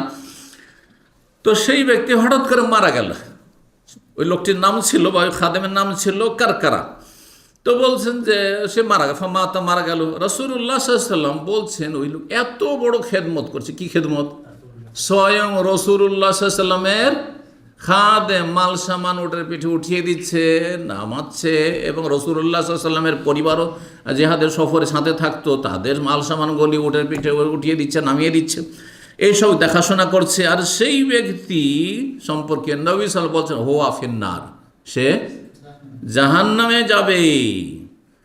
তখন লোকেরা অবাক হয়ে গেল, কেমন কথা হলো? এই লোকটির তো বাহ্যিক কোনো অপরাধী দেখি না, গুনাহও দেখছি না, আর নবী সাল্লাল্লাহু আলাইহি ওয়াসাল্লাম বলছেন জাহান্নামী। ফাযাহাবু ইয়ানজুরুনা ইলাইহি, সাহাবীরা তখন দেখতে গেলেন একটু ভালো করে তদন্ত করে যে ব্যাপারটা কি, একে জাহান্নামী কেন বললেন রাসূলুল্লাহ সাল্লাল্লাহু আলাইহি ওয়াসাল্লাম? বলছেন যে জিহাদের ময়দানে কাফেরদের যে গনিমতের ধন সম্পদ পাওয়া গেছে, কাফেররা যখন পরাজিত হয়ে রণক্ষেত্র ছেড়ে পালায়, আর তারপরে যে ধন সম্পদগুলি ছেড়ে পালায়, সেগুলি হাসিল হয়, ওইগুলোর নাম হচ্ছে গনিমত। ওয়ালামু আন্নামা গানিমতুম মিন শাইইন, গনিমতের ধন সম্পদ। তো গনিমতের ধন সম্পদ ভাগ বন্টন করবেন কে? যিনি আমিরুল মুমিনিন হবেন, যিনি শাসক অথবা সেনাপ্রধান হবেন, তিনি। তার বিনা হুকুমে সামান্য একটা কিছু কেউ নিতে পারবে না। এই ব্যক্তিকে একটা চাদর খুব পছন্দ লেগেছে, মাল সামান উঠাচ্ছে, নামাচ্ছে, বহন করছে সব। দেখেন, কোন একটা প্রতিষ্ঠানে আমরা যারা বড় পদে অনেকে যারা চাকরি করছেন, তারা কিছু কিছু জিনিসের দ্বারস্থকার, ওই ক্লিনারের দ্বারস্থ, ঠিক না? ক্লিনারের কাছে সব চাবি আছে, কোথায় টিস্যু আছে, তো কোথায় পানি আছে, তো কোথায় অমুক আছে, কোথায় তমুক আছে, কোথায় চা আছে, তো কোথায় কফি আছে। এগুলোর মালিক কারা? ক্লিনার কিন্তু, কারণ চাবি ওদের কাছে, বুঝতে পারছেন না? আমাকেও যদি সেগুলো নিতে হয়, তাহলে ওকে বলতে হবে যে অমুক জিনিসটা নিয়ে আসো, ঠিক কিনা? তো এইরকমই নবী সাল্লাল্লাহু আলাইহি ওয়াসাল্লামের এই খাদেম, সেই খাদেম মাল সামান উঠাচ্ছে, নামাচ্ছে, ওর মধ্যে একটা চাদর যে গনিমতের ধন সম্পদে পাওয়া গেছে, ও খুব চমৎকার লেগেছে। যখন ওকে ভালো লেগেছে, ওইটাকে লুকিয়ে রেখে দিয়েছে, ভাগ বন্টন হওয়ার আগেই সেটাকে লুকিয়ে নিয়েছে। সেই কাদ গাল্লাহা, সেই চাদরটিকে সে লুকিয়ে নিজের কাছে রেখে নিয়েছিল, যার ফলে নবী সাল্লাল্লাহু আলাইহি ওয়াসাল্লামকে ওহী করা হয়েছে। কি করে জানলেন নবী সাল্লাল্লাহু আলাইহি ওয়াসাল্লাম? গায়েব জানেন নবী সাল্লাল্লাহু আলাইহি ওয়াসাল্লাম? ওহী না করলে জানতেন না, কারণ বহু ক্ষেত্রে হাজার হাজার ঘটনা রয়েছে, নবী সাল্লাল্লাহু আলাইহি ওয়াসাল্লাম কিছুই জানতে পারছেন না, ঠিক কিনা? তাহলে যখন জেনেছেন, তার মানে নবী সাল্লাল্লাহু আলাইহি ওয়াসাল্লামকে কি করা হয়েছে? ওমা ইয়ানতিকু আনিল হাওয়া ইন হুয়া ইল্লা ওয়াহয়ুন ইউহা, যখন ওহী করা হয়েছে তিনি জানতে পেরেছেন। নবী সাল্লাল্লাহু আলাইহি ওয়াসাল্লাম ওহী করা হয়েছে যে এই লোকটি যে মারা গেল আর তোমার খাদেম ছিল, এই লোকটি কিন্তু জাহান্নামে। জিবরাইল আলাইহিস সালাম এসে আল্লাহর পক্ষ থেকে জানিয়ে দিয়েছেন। নবী সাল্লাল্লাহু আলাইহি ওয়াসাল্লাম মন্তব্য করে দিলেন যে এই লোকটি জাহান্নামে যাবে, কিন্তু সাহাবীরা তো পেরেশান হয়ে গেলেন, এই জাহান্নামে যাবে তো আমাদের কি হবে? আল্লাহু আকবার। তো দেখি একটু তদন্ত করে ব্যাপারটা কি, দোষ ত্রুটি কি আছে। দেখা গেল যে ফওয়াজাদু আবাআতান কাদ গাল্লাহা, একটি চাদরকে সে খেয়ানত করে আত্মসাৎ করে রেখেছে, সেই জন্য তাকে জাহান্নামে যেতে হবে। নবী করিম সাল্লাল্লাহু আলাইহি ওয়াসাল্লাম বললেন। সুতরাং সাবধান, সতর্ক। সহিহ মুসলিমের আরেকটি হাদিস শোনায়, ওমর ইবনে খাত্তাব রাদিয়াল্লাহু তাআলা আনহু বর্ণনা করছেন, বলছেন লাম্মা কানা ইয়াউমু খাইবার, খাইবারের যুদ্ধের দিন ছিল। আখবালা নাফারু মিন আসহাবিন নবী সাল্লাল্লাহু আলাইহি ওয়াসাল্লাম, নবী সাল্লাল্লাহু আলাইহি ওয়াসাল্লামের বেশ কিছু সাহাবায়ে কেরাম আসলেন নবী সাল্লাল্লাহু আলাইহি ওয়াসাল্লামের কাছে, এবং সাহাবায়ে কেরাম আছেন। এসে বলছেন নবী সাল্লাল্লাহু আলাইহি ওয়াসাল্লামের সামনে যে ইয়া রাসূলুল্লাহ, অমুক শহীদ, ফলানুন শহীদ, ফলানুন শহীদ। এই আজকাল এই রোগ এত ব্যাপক আকার ধারণ করেছে যে তবলিগি ভাইদের দুই দলে মারামারি করেছে, এরাও মুসলিম ওরা মুসলিম, বলছে যে সব শহীদ, এদিকেও শহীদ ওইদিকেও শহীদ। এই যে কোন শহীদ হইল আল্লাহ জানে। কথা বল, এদের হাতে অস্ত্র এদের হাতে অস্ত্র, এরাও মারমুখী এরাও মারমুখী, ও শহীদ। আর তারপরে দুনিয়ার ক্ষমতার জন্য যাচ্ছে মিছিল করতে, লড়াই করতে, মারামারি করতে, আর তারপরে বলছে মারা গেছে এগুলো আমার শহীদ শহীদ শহীদ। কিসের শহীদ এগুলো? আচ্ছা, যদি শহীদ হয়ও তো এই সার্টিফিকেট আমার, আপনার না আল্লাহর? আল্লাহর সার্টিফিকেট আপনি আমি দিতে পারি? দাম্মাম ইউনিভার্সিটির সার্টিফিকেট যদি আমি দেওয়া শুরু করি, কতটা মূল্য থাকবে এই সার্টিফিকেটের? মদিনা ইউনিভার্সিটির সার্টিফিকেট আমি এখানে বসে বসে দিতে শুরু করলাম, চলবে? আশ্চর্য কথা, এগুলো বুঝতে পারছেন? আর শহীদ শাহাদাতের সার্টিফিকেট একমাত্র রবের কাছে, তো রব সার্টিফিকেট দেবেন, আপনি আমি কি করে দেব? আর রব যদি সার্টিফিকেট দেন তাহলে নবী অবশ্যই দুনিয়ায় থাকতে হবে, কারণ নবী ছাড়া আমাদের কারো কাছে ওহী আসবে না। সুতরাং কে শহীদ এটা জানার কোনো রাস্তা আর নেই, কোনো রাস্তা নেই। তো যখন ওই লোকগুলি সম্পর্কে, খাইবারের যুদ্ধে যারা কাফেরদের হাতে নিহত হয়েছে তাদের সম্পর্কে সাহাবীরা মন্তব্য করে বলেন, ফলান অনুসারে অমুক ব্যক্তি শহীদ হয়েছে ইয়া রাসূলুল্লাহ, অমুক শহীদ হয়েছে। হাত্তা মাররু আলা রাজুলিন, আর একজনের পাশে গিয়ে বলছে যে ফলান শহীদ, অমুকও শহীদ হয়েছে ইয়া রাসূলুল্লাহ, অমুক শহীদ হয়েছে। নবী সাল্লাল্লাহু আলাইহি ওয়াসাল্লাম বললেন, কাল্লা, কোশ্চিন কালেও না, তোমরা যে শহীদ শহীদ বলছো কখনো না। ইন্নী রাআইতুহু ফিন্নার, আমি ওকে জাহান্নামে দেখলাম। তোমরা শহীদ বলছো আর আমি ওকে জাহান্নামে দেখলাম। আর একটা হাদিস রয়েছে, যখন সাহাবীরা বললেন অমুক শহীদ অমুক শহীদ, তখন নবী সাল্লাল্লাহু আলাইহি ওয়াসাল্লাম, ওয়া মা ইউদরিক, তুমি জানলে কি করে? তুমি জানলে কি করে যে শহীদ? তোমার কাছে কোন জায়গা আছে, কোন জায়গা থেকে খবর আসলো? জিবরাইল এসেছে, আল্লাহর খবর এসছে, কি করে জানলে এই সার্টিফিকেটের কথা? তো বলছেন যে নবী সাল্লাল্লাহু আলাইহি ওয়াসাল্লাম বলছেন, কোশ্চিন কালেও সে শহীদ নয়, শহীদ হলে তো জান্নাতি হইতো। ইন্নী রাআইতুহু ফিন্নারি ফি বুরদাতিন গাল্লাহা ওয়া আবাতিন, আমি তাকে জাহান্নামে জ্বলতে দেখেছি এই জন্য যে সে একটি চাদর কি করেছিল, আত্মসাৎ করেছিল, চুরি করেছিল, সেই জন্য। সহিহ মুসলিমের হাদিস। একটি চাদরের জন্য যদি জাহান্নামে যেতে হয় তো মানুষের 1 লাখ 2 লাখ টাকা 5 লাখ টাকা নিলেন পার্টনারশিপে ব্যবসার জন্য, আর তারপরে টাকাও দিচ্ছেন না, লভ্যাংশও দিচ্ছেন না, আর হিসাব নিকাশও দিচ্ছেন না, কি জবাব দেবেন? অহরহ একটা দুটো যদিও হইতো তাহলে এগুলো কথা বলার কোনো প্রয়োজন নাই, সুবহানাল্লাহ। কারো ধানে চিটা থাকবে 2-4টা, কিন্তু অধিকাংশেরই অবস্থা এরকম যে আপনি যার টাকা পয়সা নিয়ে আপনি এগিয়ে যাওয়ার চেষ্টা করছেন, সচ্ছল হওয়ার চেষ্টা করছেন, ভাই আপনার যেমন হিসাব নিকাশ জানার অধিকার যাচ্ছে যতটা, তাদের অধিকার আছে যে আপনার শরীক যারা কোনো কিছু জানতে দিচ্ছেন না, আপনি যেমন লভ্যাংশ খাচ্ছেন তেমন তাদেরকে লভ্যাংশ দিতে হবে। আপনি যদি বলেন যে ভাই আমি এখান থেকে বেরিয়ে যাব, তাহলে আপনার যেমন বেরিয়ে যাওয়ার অধিকার আছে তেমন তাদের বেরিয়ে অধিকার আছে। আপনার টাকার যেমন মূল্য রয়েছে তাদের টাকা পয়সার মূল্য রয়েছে। কিন্তু কেন এমন বদচরিত্র, অথচ সহি আকীদার দাবিদার? ওয়াল্লাহি এমন সহি আকীদারদের সাথে আর দেখা সাক্ষাৎ করতে আমার ইচ্ছা হয় না, কারণ এদের অনেককে চেনি আর অনেকে সম্মান করে, কিন্তু এসব শোনার পরে এত একটা ঘৃণা হয় যে আউযুবিল্লাহ, এদের সাথে দেখা সাক্ষাৎ করা কোনো শহরে গিয়ে, বা এদেরকে সুযোগ দেওয়া, বা এদেরকে জানানো যে আমি এখানে আছি, কারণ এটা আমার মান সম্মান নষ্ট করা, এবং রবের কাছে এর জন্য জবাব দিতে হইতে পারে। এইসব অসৎ লোক যারা, যাদের রুজি স্বচ্ছ নয়, আর যারা দুনিয়াদার, আখেরাতকে বিক্রি করে দিয়েছে দুনিয়ার বিনিময়ে, তুচ্ছ দুনিয়ার বিনিময়ে, তাদের সাথে চলাফেরা করা আমাদের জন্য মোটেই জায়েজ নয়। সুতরাং হয় সংশোধন করে আসেন, আর না হলে আলেম ওলামাদের সাথে আপনারা উঠা বসা করবেন না। আপনাদের জগৎ হচ্ছে অসৎ লোকদের জগৎ, সুতরাং অসৎ লোকদের সাথে আপনারা উঠা বসা চলাফেরা করেন। ভালো মানুষকে আপনারা আপনার কালারিং করবেন না, কারণ ভালো মানুষের সাথে আপনার উঠা বসা মানে অন্যরা ভাববে যে এদের সাথে শাইখেরা আবার উঠা বসা করছে, শাইখেরা এদের সাথে চলাফেরা করছে, একসাথে খাওয়া দাওয়া করছে, আবার এদের দাওয়াত নিচ্ছে, আবার এরা টাকা পয়সা বেইমানি করছে। আউযু বিল্লাহি মিনাশ শাইতানির রাজিম। আল্লাহ এদের অনিষ্ট থেকে রক্ষা করুন, হেদায়াত দান করুন রব্বুল আলামিন। সহিহ বুখারীর আরেকটি হাদিস শুনে আপনাদেরকে খাওলা বিনতে আমের আনসারী মহিলা বর্ণনা করছেন। তিনি হামজা রাদিয়াল্লাহু তাআলা আনহুর স্ত্রী ছিলেন। বলছেন সামিউতু রাসূলুল্লাহ ইয়াকুল, আমি রাসূলুল্লাহ বলতে শুনেছি। তিনি বলেন ইন্না রিজালান ইয়াতাখাওয়াজুনা ফি মালিল্লাহি বিগাইরি হক, কিছু মানুষ এমন অসৎ প্রকৃতির আছে, এত দুনিয়াদার লোভী আছে, যারা আল্লাহর ধন সম্পদ নিয়ে ছিনিমিনি খেলা করে, স্বেচ্ছাচারিতা করে, বেগাইরে হক অন্যায়ভাবে, ফালাহুমুন নার ইয়াউমাল কিয়ামা, তাদের জন্য কিয়ামতের দিনে জাহান্নামের আগুন রয়েছে। আল্লাহর ধন সম্পদ, আল্লাহর ধন সম্পদ ব্যাপক অর্থে সবগুলি আমার কাছে আপনাদের কাছে যার কাছে যেটা আছে সেটা সব কার? আল্লাহ কোরআন বলছে ইন্নাল আরযা লিল্লাহ, পৃথিবীটাই তো আল্লাহ। যখন পৃথিবী আল্লাহ, তো আমাদের পকেটে, ব্যাংকে, বাড়িতে, ঘরে যা আছে সেগুলি কার? মালুল্লাহ। কিন্তু বিশেষভাবে এই হাদিস সরকারি ধন সম্পদ, রাষ্ট্রীয় সম্পদ, জাতীয় সম্পদ, এইরকমই যে কোনো সংগঠনের যে অর্থ সম্পদ রয়েছে, অথবা কোনো সমাজের, আমাদের দেশের সমাজ আছে, আবার ওই সর্দার মণ্ডলের সমাজ আছে না নেই, আর সেখানে আপনার ওই ফিতরা জমা হচ্ছে, সেখানে আপনার ওই চামড়ার পয়সা জমা হচ্ছে, তো ওখানে তারপরে মাদ্রাসাওয়ালাদের, মাদ্রাসা যিনি মহতামিম দায়িত্বশীলরা রয়েছেন, তাদের কাছে টাকা পয়সা নামানো যাচ্ছে, তাদের ব্যক্তিগত অ্যাকাউন্টে পর্যন্ত যাচ্ছে, আর মাদ্রাসার অ্যাকাউন্টে যাচ্ছে, আর তারা তাতে স্বেচ্ছাচারিতা করছে। মালুল মুসলিমিন, বাইতুল মাল, বিশেষ করে বাইতুল মাল।